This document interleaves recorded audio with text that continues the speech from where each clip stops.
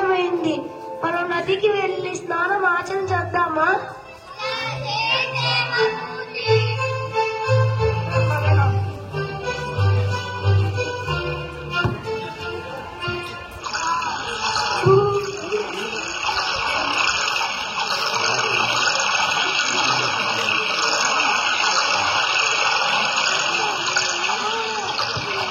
అరే నీళ్లు భలే చల్లగున్నాయిరా. అవునురా, చల్లగా ఉన్నాయి.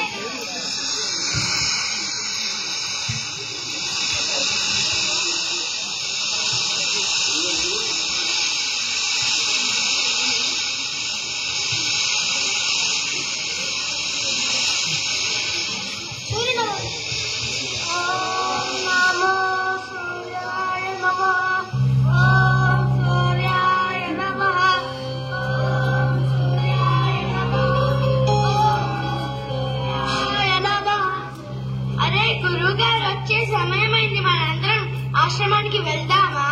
అలాగే పది.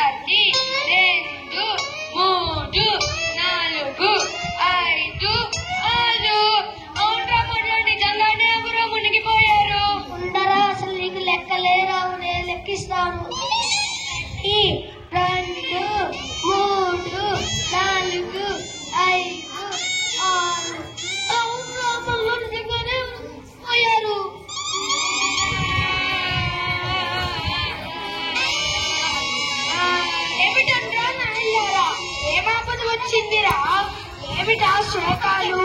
ఎవరో పోయినట్టు. నిజమండి గురువు గారు, మీరన్నట్లు మాలో ఒక నిజంగానే పోయాడు. ఏమిటో మీరు చెప్పేది? నిజమండి గురువు గారు, మేమందరం నదిలో స్నానం చేయడానికి వెళ్ళామా, తిరిగి వచ్చేటప్పటికి మాలో నుంచి ఎవరు కనిపించడం లేదు. మీరు సరిగ్గా లెక్కించారా? లెక్కించామండి గురువు గారు, కావాలంటే మీరే చూడండి. 1, 2, 3, 4, 5, 6, 7 అందరూ ఉన్నారే. ఓరి వెదవల్లారా, మీరు అందరినీ లెక్కించారు గాని మిమ్మల్ని మీరు లెక్కించడం మర్చిపోయారు.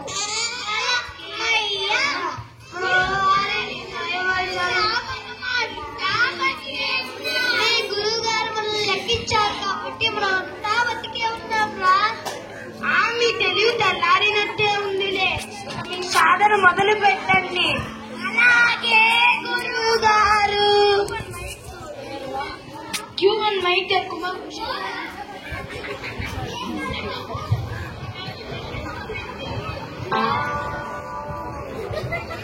ఏమండి? ఏమిటే? మీరు 2 నెలలుగా పురాణ ప్రసంగాలకు వెళ్ళకపోయేసరికి ఇంట్లోని సామాన్లన్నీ అయిపోయాయి. మీరు మళ్ళీ వస్తే గాని మనకు జరుగుబాటు కాదు. అవునా? అయితే రేపే మా ప్రయాణం. శిష్యులారా, రేపు మనం గ్రామంకి వెళ్తున్నాము కాబట్టి అందరూ సిద్ధంగా ఉండండి. అలాగే గురువు గారు.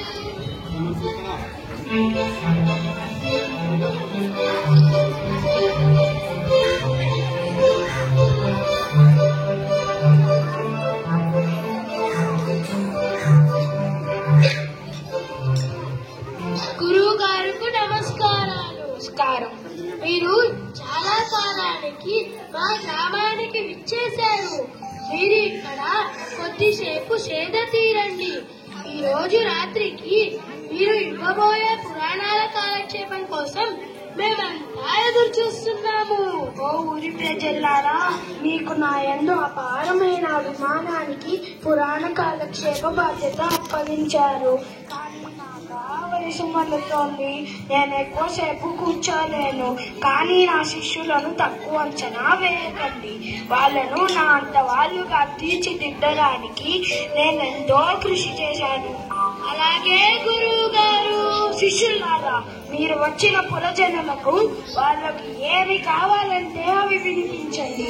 నేను వెళ్ళి విశ్రాంతి తీసుకుంటాను. అలాగే గురువు గారు.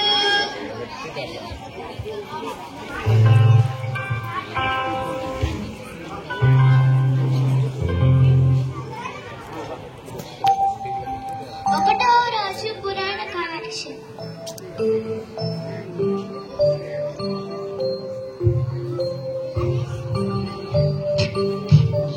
తమకు నమస్కారం. అయ్యోడంటే అయ్యోడే. ఎంత వినయం, ఎంత విధేయత, ఎంత వందనం. సోదర సోదరీమణులారా, నేను ఈ రోజు చెప్పబోయే విషయం మీకు తెలుసా? తెలుసా? అయ్యో తెలియదు స్వామి. అలాగా, తెలియని వారికి ఏం చెప్పినా తెలీదు. ఏంటి గురువు గారు ఏదేదో చెప్పారు, కానీ ఈసారి మాత్రం ఏం చెప్పకుండా వెళ్ళిపోయారు. గురువు గారు చెప్తామంటే ఆయన గుర్రు పెట్టి